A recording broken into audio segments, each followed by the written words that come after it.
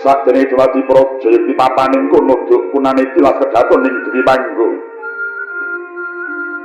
Sinebat Uru Janggala lebet ngantos ing kemangke taksih dados sasananing bangsa Kuru. Kinarya kangge pabukaning kandha Katilang Mupadya negari satus tanantuk kekali sewutan jangkep sedasa. Dasar nagara panjang marang apunjung pasir ukir loh sinawi gemahari pakarto toto tur taraharjo. Panjang dopo capanipun jelur kali bawani pasir samudra ukir gunung. Tuh nagari muraken pagunungan ngiringaken benawi nengenaken pasawahan ngayonake bandaran gedhe. Los tulus kang sarwa nandur dadi jinawi murahi kang sarwa tinuku. Gemah katempor jalma manungsa ingkang samya wisma dening praja katingal jejel apet aben cukit tepung tarites. Papan gar katingal rupaning gawe saking rarjaning praja. Peripah kondolai kuning poro dagang layar nangkodo ingkang samilimintir siang tarapirat trindari tirtatan wonton kendati labet tanono sangsan gedalan. Karto kondo kaulo padusunan samyayim bermati nemungkul panggoleng ketaneng. Ditewintan wonton senangsang lawan cawanan kering pangondang surut dengar koweng sulmarang kandang didi. Yekti datanono carane kandang aku palang lawang pinancingan lebet datanono dulu silo juti. Hara-hara juting parang muka poro mantri bupati samyo kontap kau pamani. Bidjuru pemutan sahambu tiga luring sangkatong tuwi dipaning nagari ngastiko. Dasar nagoro gede obori. Padang jagat dhuwur kuku sago marang kuncarane tur kasusuring manca praja. Yekti datan ngemungaken negari kanan kiring kang samya sumuyut nadyan totana sabrang kathah kang sami swami totan karana gangga yuda. Amung kayu nyempianing kautaman. Pendhawara mangsa samya pasok bulu bekti kang awujud glondhong pengareng-areng. Peni raja peni guru bakal guru dadi ngaturaken putri tandha tuningsih katresnan. Tuwin datang sekedhi nalindra saking manca praja ingkang angintunaken duta ageng minangka cih mrepang suling kekadangan.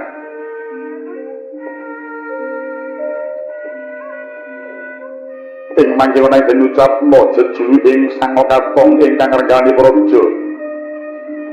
Pada juluk sang Naka Prabu Duryudana ingkang mengkuwerdi Narendra sing pamuja.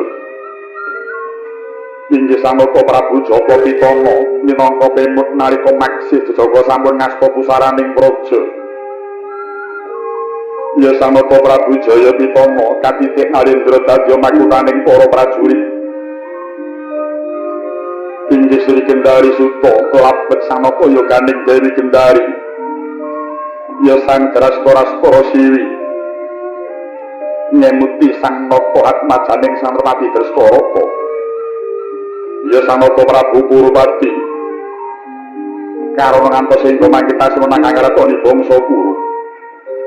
Ya sang Naka Prabu Korawendra ingkang mengkuwerdi minangka tuwang suling kadang satus sedaya jaler. Sinasapan wanodya sajuga iku Dewi Duri Silawati ingkang sampun dawuh lawan Narendra saking lalatan sindhu inggih saking bono kelinganing Ki Sang Adipati Jayadrata. Iya sang Naka Prabu Tri pamangsah karana minangka pemut nalika sang Naka lair jam ketiga yaiku Raden Kurupati, Raden Dursasana lawan Dewi Duri Silawati. Penget-penget sama komunika darah Kuru elodatan mukalam koder biwatak tamu hito dharma hito soro hito somo hito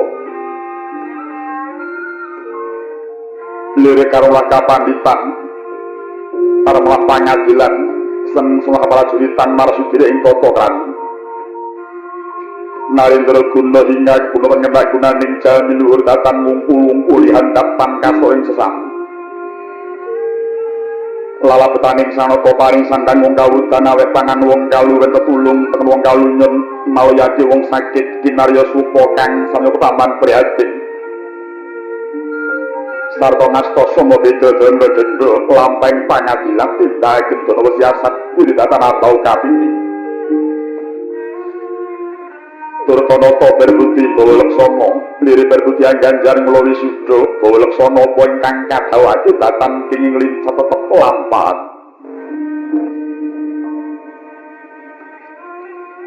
lamun to kinunggung luring sangkatong tuwin yaring jajan kaya syarat trikatan wonten pedhot pinungga kang amerwing kawisinikek nujuri prayogi kebarang meya sinuwun ing pinggir kalkura tawon kadampar sento pinaliten ingkang sono pinating mawarta kajelaran permadani sinebaran sari-sari kidondolido lisah sebat kasturi karaya para parekan kang ambil lupa cara nata Bebek mas mintuk mas banyak dalang sawung garing harta waliko kacung mas diang wengking sarworoki kating ngasanoto nebutang larga kanan tanah pikiring pungas gambar gandaning sang noto nganjo prapeng pangurahan sirno kamanung sani cilondro panyayak sang hilang prabhan colongi jawantah kaya poro hapsari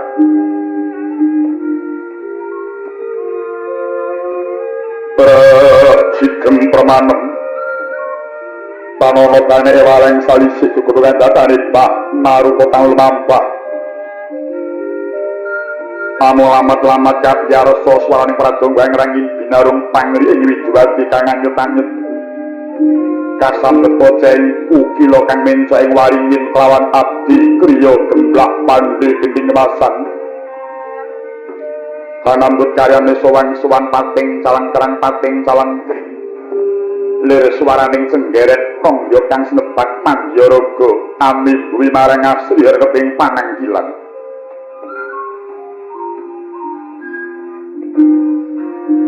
nalika manggil gaing sanata Prabu Duryudana katingal handherekaken dhateng pandhita ingkang katemben prapeng nagari Ngastina paranjene wis pinipel minangka pujangganing praja sekar taman lawan pandhita ing Sokalima peparap sang Reksi Lumana ing mangke datang kantun warangkaning praja kawar ingkang paman lawan sanapa nenggih satriya saking Pulasa Jenar kekasih Pradyana Pati Harya sang Kurniya Pati Harya Suman ya sang Trikantal Pati Radyan Swela Putra ing jayander balabar biswaning para narapraja wiwit saking Bupati Sepuh kang sebatan Kanjeng Lumerek Bupati Amok Wedana Penewu Mantri Lurah Jajar sak manunggalan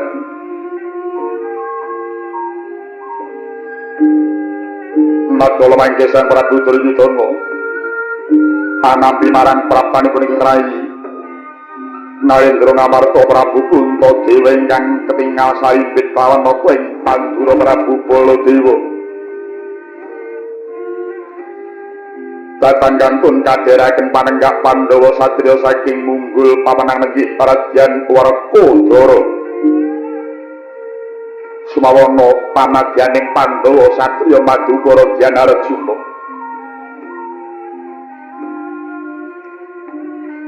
Miyak kang samyamara seba sigar minggaing tinggil kadodo Prabu Duryudana sigra-sigra manep Rama dhateng pratanipun ingkang rayi ngamarta wining Marakanata ing Mandura lininggaken jajar mungging tinggil lan montor-montor titah panyayah pangijawantaing sanyiwang Darma Sarimbit kelawan Bathara Brama inguyung-uyung kelawan Bathara Bayu datang kantun nenggih Bathara Asmara wusnya satata lenggah sakala samyaben soroting Prabu Duryudana panyayah prada binabar soroting Prabu Winata Mandura panyayah kencana sinangring kaya enggal-enggal handang wa Prabu Duryudana mantuk marang Kang Rayeng Amarta Prabu Kuntadewa teka mangkono wisiling pangandiku ingkang dereng kawya sing lisan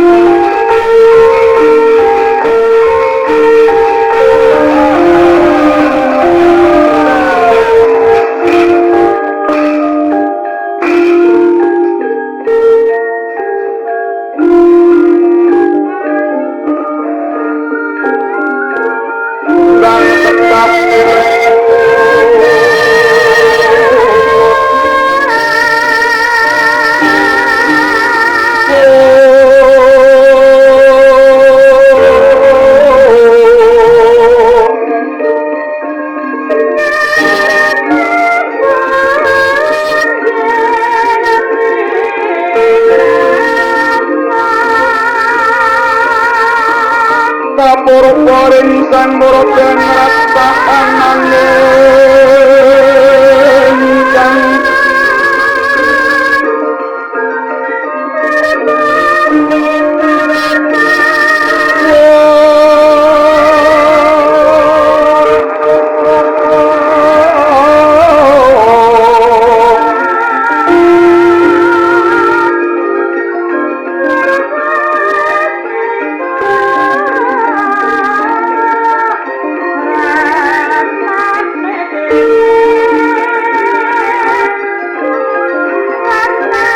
kanang sehingga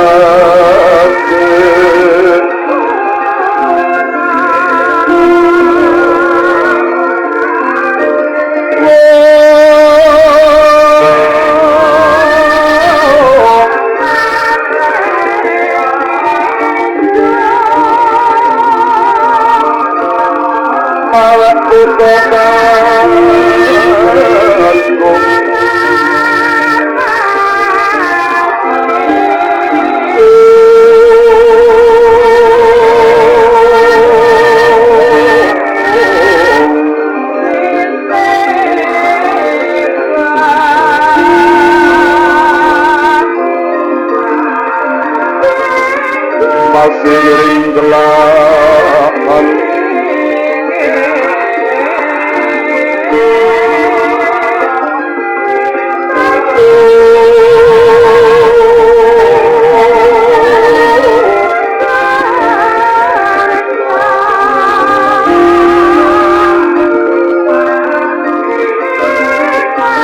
dan jangan maksudnya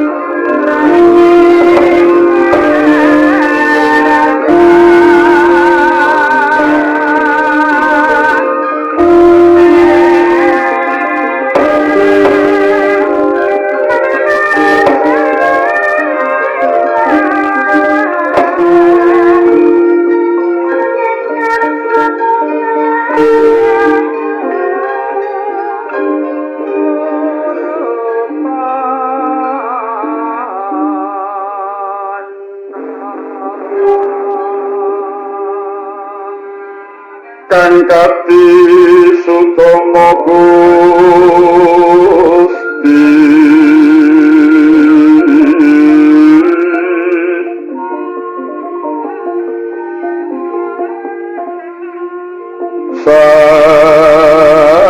sasongko kasongan surya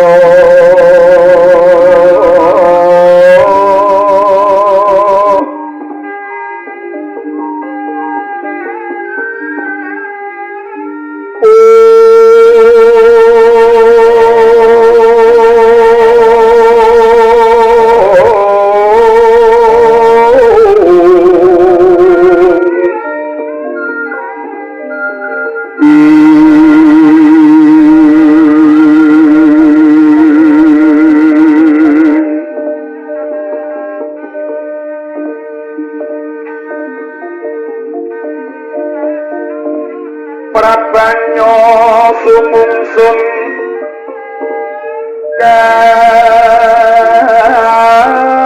karawa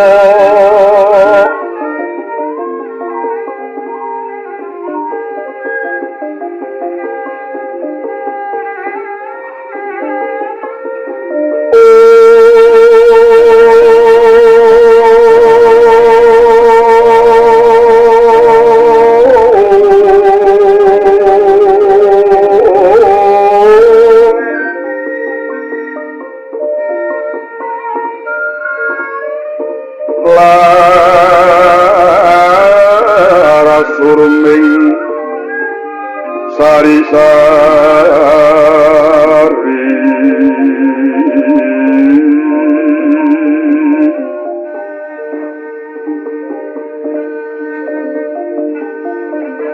samyo manuk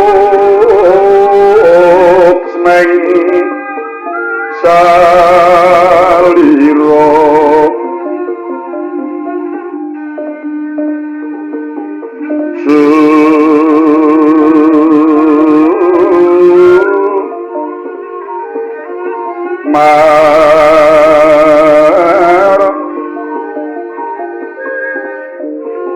Mandiro Sukanto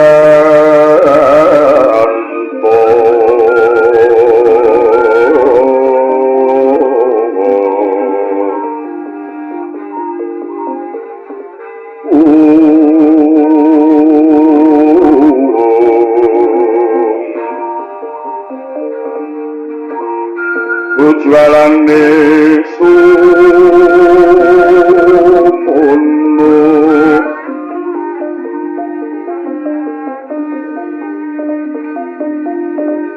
Marbuka Candra Kusuma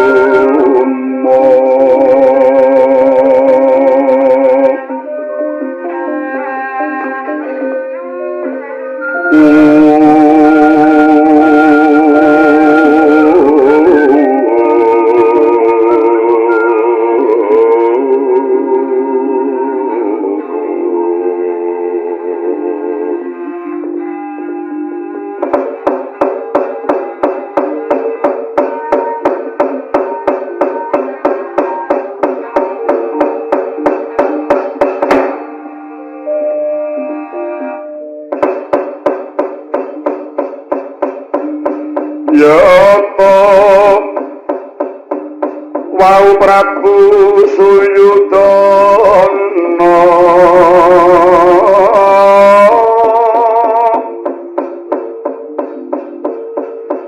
ngandika winor ing semu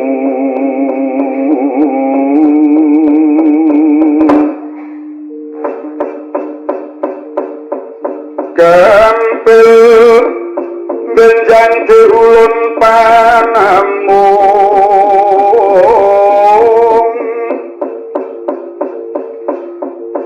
hamundi sabdon jeng Rama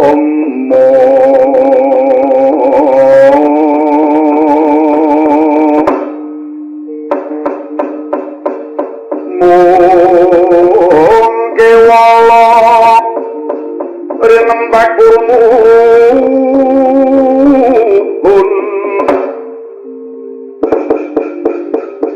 kadang soto Kurawa mringkatang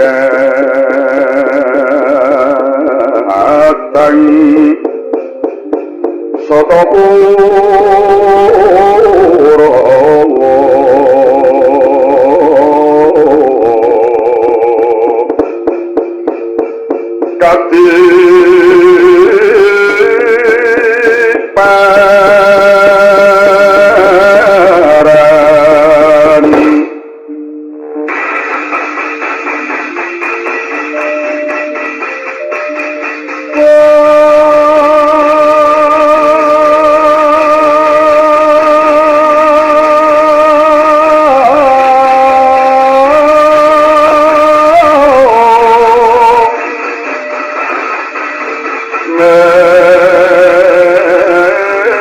marga kang prayoga kang pinangyo diwangga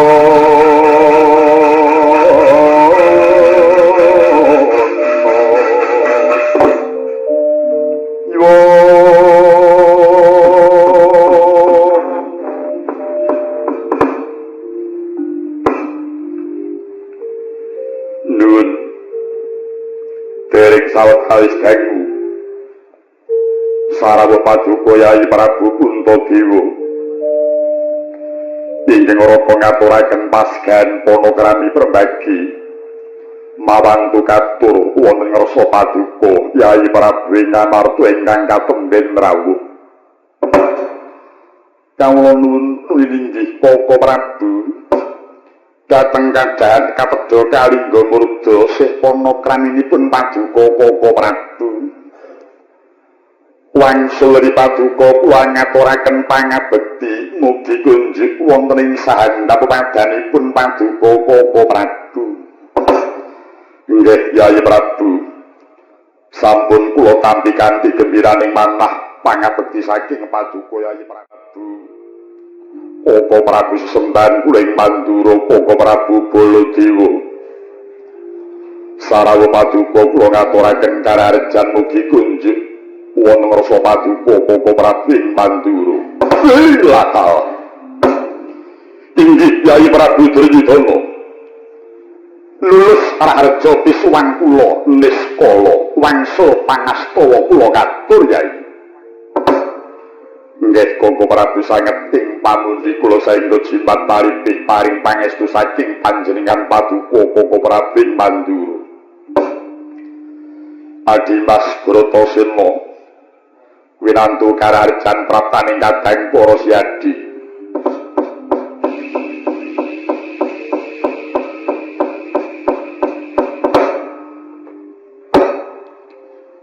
Urupati kakangku wis tak tampa banget panarimaku permagi saka Urupati kakangku ora liwat basaku wae katura ya Dimas Werkudara gawe gedhening atinipun kakang Yai Arjuna padha arja swaning kadang para siadi kula nyinggih Koko Prabu dhateng kapundi paring perbaginipun Paduka Koko Prabu wangsul ri Paduka kula ngaturaken sungkem mugi kunjuk wonten ing sahandhap padanipun Paduka Koko Prabu.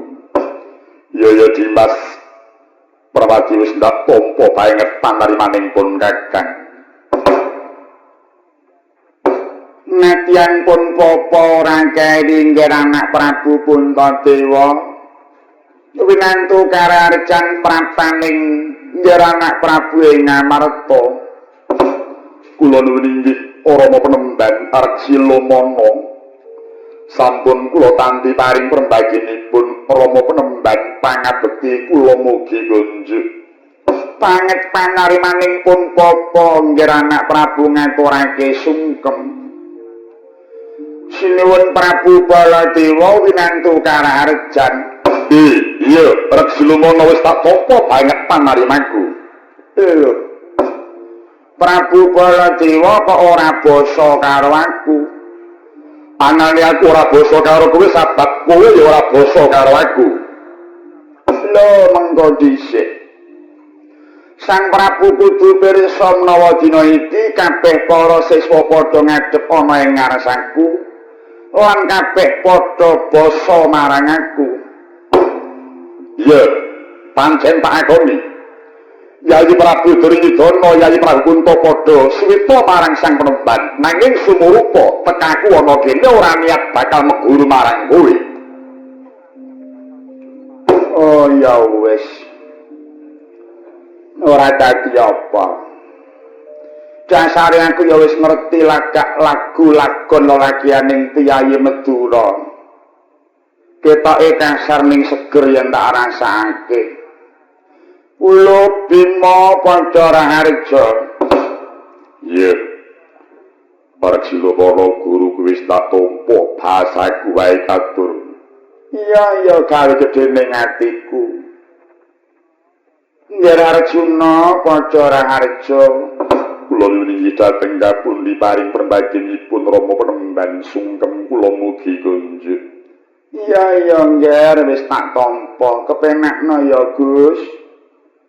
Dados kirang boten kirang prayogi Rama Penemban. Yayi Prabu Amarwata Suka tiasih manah ingkang raka dupinampi pratanipun Paduka Yayi Prabu ingkang sampun sarimbit kaliyan Papa Prabu Mandura. Sasampunipun santata lenggah Yayi daya-daya ingkang raka minta katerangan wonten wigatos ingkang pundi keparingipun Yayi Prabu rawuh wonten ing Astina dinten menika. Wale-wale menapa Papa Prabu sowanipun ingkang rayi ngamarta nderekaken Koko Prabu Baladewa duwin kadherekaken Dimas Werkudara dalah Yayi Arjuna ingkang sepisan sawetawis anggen kula boten nguwuningani dhateng gumaring negari Ngamarta ing Astina ngriki kaping kalih lebet sampun dangu ingkang rayi boten saged jagung kaliyan panjenengan Paduka Koko Prabu wonten jangkep kaping 3 sowanipun ingkang rayi amung mestuti dhateng dawuh timbalanipun Koko Prabu lumantar nawala ingkang sampun kula tampi. Suraos ing kintaka Koko Prabu animbari dhateng sowanipun ingkang rayi sakadan.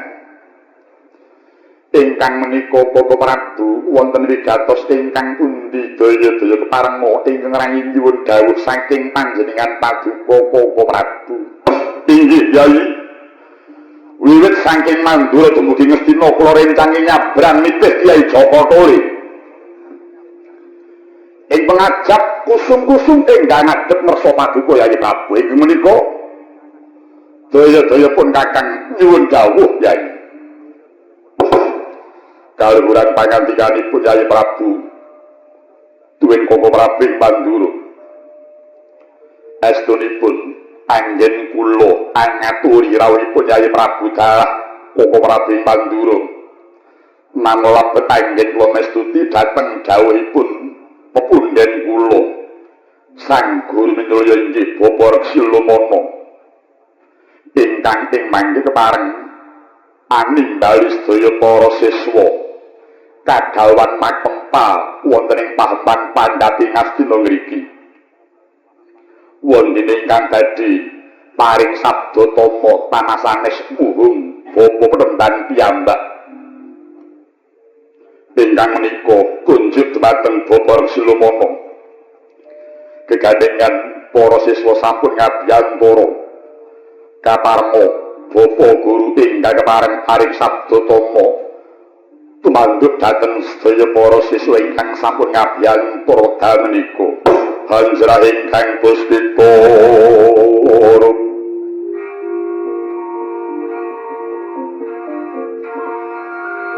kasiliring samirana mre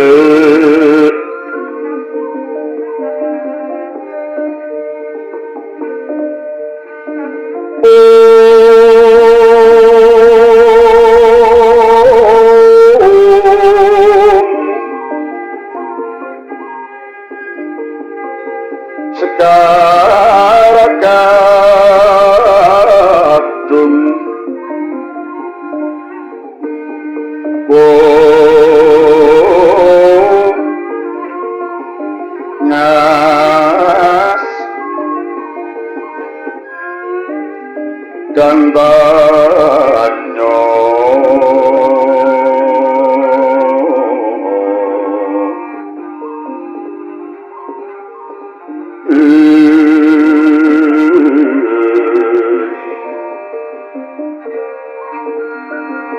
Mawet hararas Parananding driyo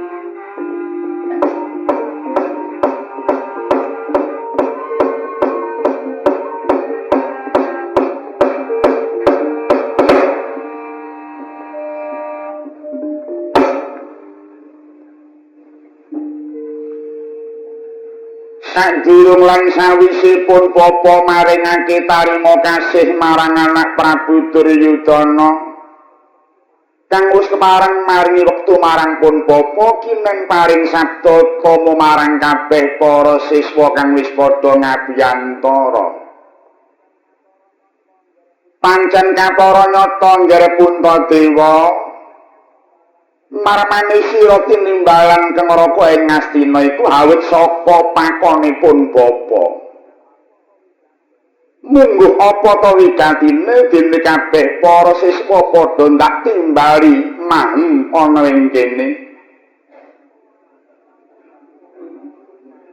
Ora liya pun Bapa mung bakal ngaturake mungguh kang dadi isining atiku. Banget penuwun kowe ngatasi aku iki durung suwe mapan ana praja Ngastina kene parandene nampa kapitayan saka anak Prabu Duryudana lan anak Prabu Puntadewa katitik pun Bapa wektu iki minangka dadi dwijaning Pandhawa kelawan Kurawa tanpa beda kelawan Sang Marasidruna. Ya mumpun Bapa ngrumangsani ya ngger jroning pun Bapa dianggep dwija durung ana piwulang saka pun Bapa ingkang tumanduk marang kabeh para siswa sabab pancen durung ana wektu ingkang prayoga kanggo paring piwulang. Guru mulang marang murid iki kudu nganggo nonton kahanan. Kira-kira murite piye kahanane? Lagi usrek apa wis tentrem? Marga nek tiwas guru mulang murid isih bingung kuwi ora bisa nampa piwulang.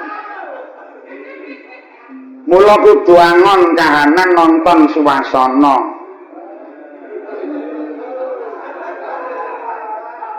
Semono uga sipating guru arep nibakake piwulang kuwi gurune dhewe kudu wening penggaliane. Kudu ora kena kecampuran hawa ngomah sithik-sithik.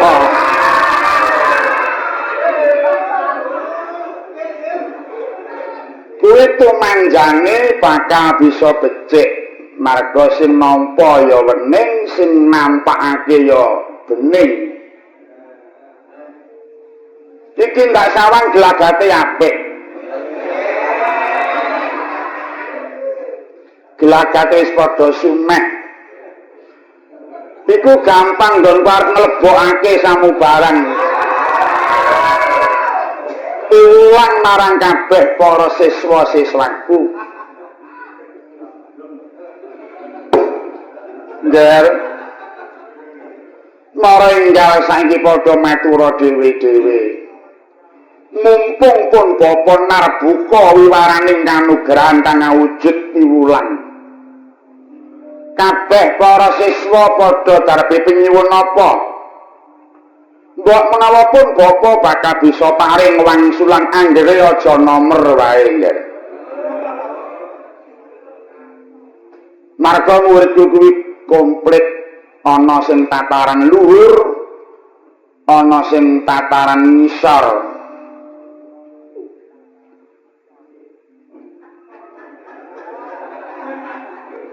Yayi Prabu monggo kepareng ingkang matur. Paduka kagungan panjenengan menapa? Duh Koko Prabu dosa menapa ingkang badhe kula sandhang. Menawi ngantos kula ngrumiyin kadang kula werda. Langkung rumiyin Koko Prabu kepareng munjuk mangke gentos ingkang rayi. Nggih, ngaturaken penuwun. Bapak Guru, Kurupati apa? Sanget panjenengan kula dhateng Bapak Dwija. Kanugrahan, kawibawan, kaluhuran ingkang kula wengku wekdal menika sampun ngantos namung kendel wonten ing kula nanging mugi sageta dawah turun tumurun kula ing winjing sageta manggih kawibawan, kaluhuran, kanugrahan kados ingkang kula kenyami dinten menika mawi srana menapa kepareng kula nyuwun dawuh dhateng Paduka Bapak Guru. Panyuwun kang luhur banget saka anak Prabu Duryudana.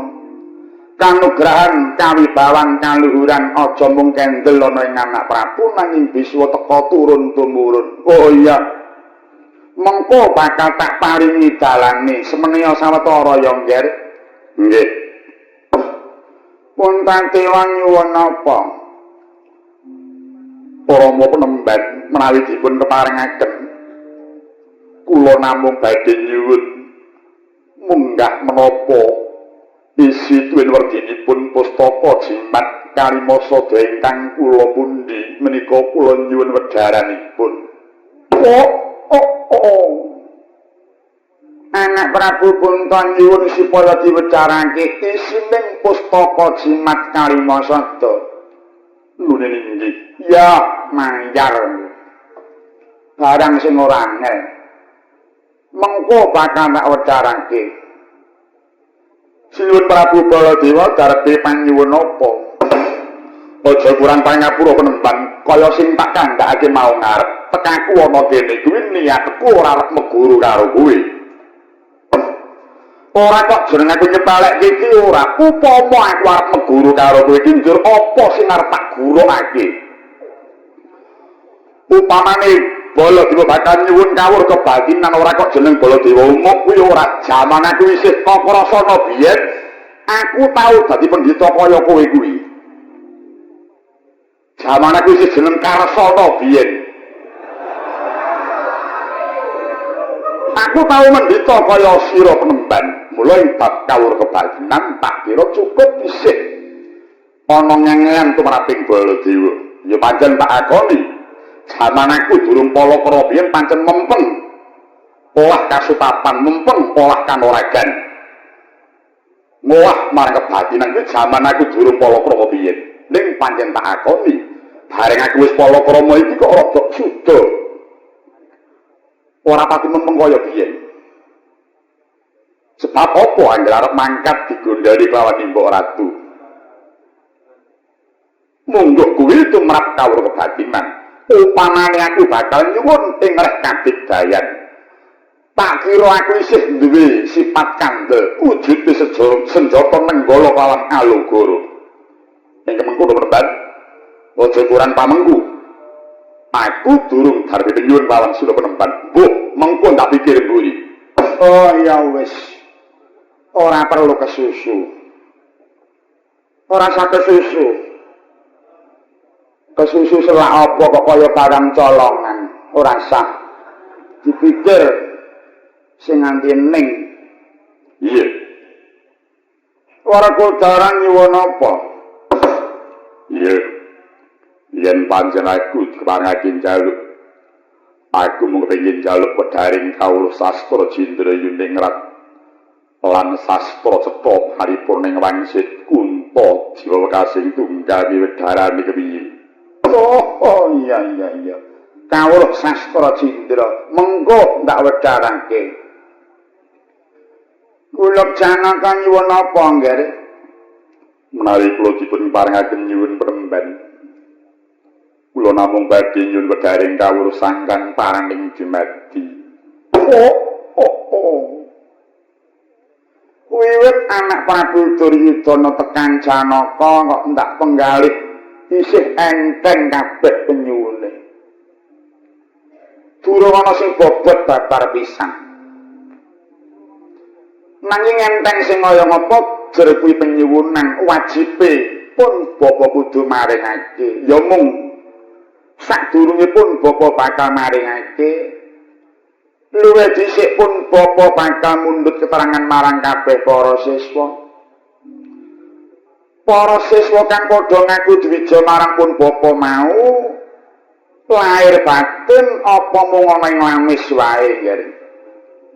Awit menggene lamun oleh padha ngaku dwija mung ana lamis tiwas pun bapa paring pitutur tutur ketawur tanana guna paedahe nanging kosok barine lamun nggone ngaku dwija pun bapa kuwi kandas tekaning batin tegese nggone bakal nampa piulang saka pun bapa mau padha linambarani ngrasa kapercayan. Mbok ya gurune ki ampuh kaya ngapa yen sing nampa ki ora linambaran kapercayan ya wis muspra tanpa guna. Ibarat seganten sinarman tanana paedahe. Bapa guru lahir batos anggen wong ageng dwija dhateng paduka bapa guru semanten ugi kula Rama Penemban. Lahir batos anggen wong ageng dwija dhateng paduka Penemban kirang pitados keparenga jinem wonten ing pernajanipun ingkang putra. Gegantaning manah kepengin namung badhe ngudi tindak engel minggayuh dhateng wimbuing kawruh. Werkudara piye iki? Siadi percaya apa ora karo wulangane gurumu ki mau? Mung kari ngrungokke wulangane dhisik. Yen wulangane apik tak tampa. Yen kira-kira ora cocok ndak pikir luwih jero. Pancen ya kudu ngono. Marga alam saiki wis akeh wong pinter ning ditonton kepinterane dhisik. Iya. Yen pancen wis padha lahir batin, lah iki ngene nggih. Ana syarate jroning aku bakal maringi piwulang kabeh para siswa. Manut penyuwune dhewe-dhewe. Dene syarate kang sepisan tak jaluk wektu iki Pandhawa kelawan Kurawa kudu rukun manunggal dadi sawiji. Lelakon kang wis kepungkur aja padha dibaleni meneh Pandhawa kelawan Kurawa anane mung tansah padha cecongkrahan mung tansah padha pasulayan. Nganti padha ora eling yen Pandhawa Kurawa iku maksih padha siswaning Sang Samiyasin Wiyasa. Mula tak jaluk nggih kudu rukun Pandhawa kelawan Kurawa.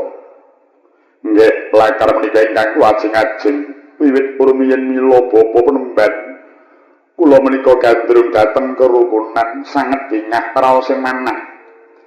Menawi Koko Prabu Kepareng makempal manunggal lahir batos kaliyan para Pandhawa. Yen pangeris padha gelem rukun tak jaluk Bratayuda ya aja padha diarep-arep.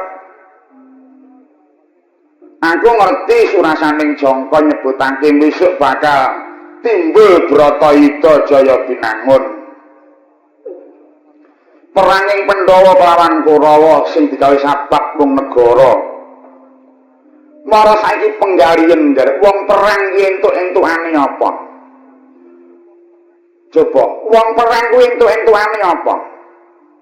Yen menang dadi pindhang, saya yen kalah mesti bakal dadi rempah. Mula tak jaluk aja nganti padha nganakake pasulayan. Negara liya perang wis ben ning kene aja digawe perang. Marga nyatane para kawula wis padha tuwuk marang memungsuhan wis padha jelek nyang peperangan. Sing dikarepake para kawula kudu swasana tentrem kahanane lahir lawan batine. Apa Pandhawa Kurawa seneng yen ana bocah lolo sabab ditinggal mati wong tuane sabab uwing pasulayan. Apa Pandhawa Kurawa mentala midhangetake panjriting para ulanjar kang kelangan calon bojone sabab bebantening pasulayan. Nggih. Namung saesadanipun Bapa Guru, kula boten badhe ngajeng-ajeng dhateng ing Bharatayuda. Sanget dingah raos sing manah Penemban. dene paduka saged mepur dhateng raos ingkang kirang prayogi tumuju dhateng ing pasulayan supaya aja nganti dadi Bratayuda mula sarate Ngastina karo Ngamarta kudu didadekke siji. Ngastina karo Ngamarta kudu didadekke sak wilayah. Lan Pandhawa kudu eling Ngamarta ki biyen dumadi saka wana jenenge Wana Marta, ya Wisa Marta. Mangka Wana Marta kuwi biyen bawang Ngastina, mula tak jaluk lalat dan Ngastina kuwi aja padha diprail-prail, aja padha diponto-ponto, nanging kudu dibalekke lan dipulihke dadi sawiji. Kumpul dadi sajuga Ngastina lawan Ngamarta.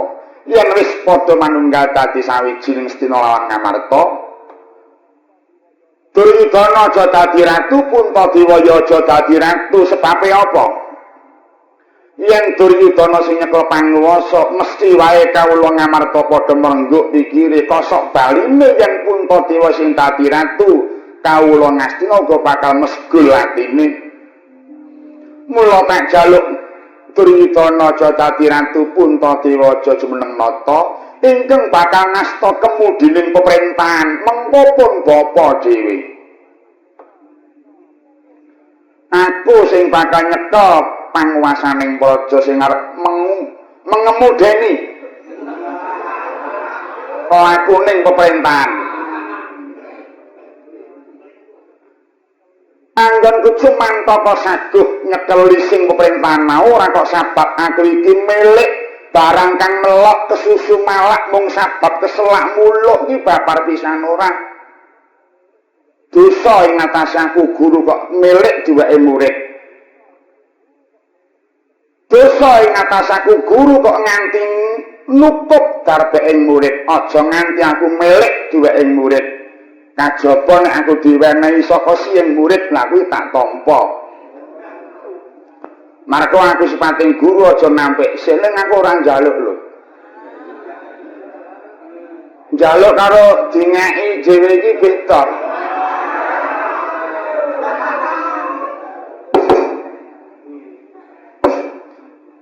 Bapak Guru, sawetahipun pangwaos Ngastina kula pasrahaken dhateng paduka Bapak Guru. Semanten ugi kula Rama Penemban. Kamardikan menika mesti mawi pangorbanan utawi kebanten. Gandeng menika tumuju dhateng kamardikaning raos. Sampun to ingkang nagaripun pundhut nadyan to nyawa kula minangka tetombok kula boten badhe owel. Sawetahipun nagari Ngamarta kula pasrahaken dhateng paduka Bapak Guru. Bratasena piye iki? Negaraku dijaluk lawan pendhita iki entuk apa ora? Aku sipating satriya kepengin dadi satriya kang becik ora bakal ninggalake sapta margaku lan sumpah prajuritku. Aku mung kari manut kelawan pangarsaku. Oh ngono, iya. Gandeng marga kang ngulungake aku ora wenang nganggo ndeli sabab aku urip ana sandhap pengayemaning marga kangku. Dengaren di. Yen pancen wis padha sarujuk apa sing tak dawuhake, lah saiki wiwit nganakake panaliti. Wiwit padha nliti ayo padha metani sebabe apa kok diyeng-diyenge Pandhawa karo Kurawa kok ora rukun ki sebabe apa? Kuwi ayo padha diteliti. Manut saka panalitiku pancen ana sing ngubupi, pancen ana sing gawe, ana sing bebaluwi kok nggih. Munggo sapa ta sing dadi urup-urup marakake ora rukun? Pangrasaku mung ana menungsa loro cacahe. Siji Kresna, loro Semar. Ya mung kuwi sing marakake dadi urup-urup. Ya mung wong loro kuwi sing ngobak-obak ketentremanmu nggih. Mula ya nggih supaya bisa tentrem kang sejati prayogane kudu ditumbali. Munggo sapa to kang kinarya tumbal ora ya mung kajaba Kresna kelawan Semar kudu dipateni luwih dhisik. Yen wong loro ki ora mati tak kira ora bakal bisa manunggal kanthi langgeng Pandhawa kelawan Kurawa. Dodo mung taklir kinetat. Dodo bani malingowes. Metu patong niat ngetronde angun darat. Wong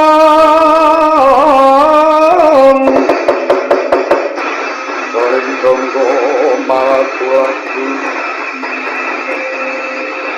Yang kena kemarang paket sing pemuruk kaya mempur kahanane lacal ya jagat Dewa Bathara rembuke wiwitan tengahan isih penak dirungokke kuping nanging bareng tekan wekasan melangkah pundak nyampar kuping Baladewa mengko dhisik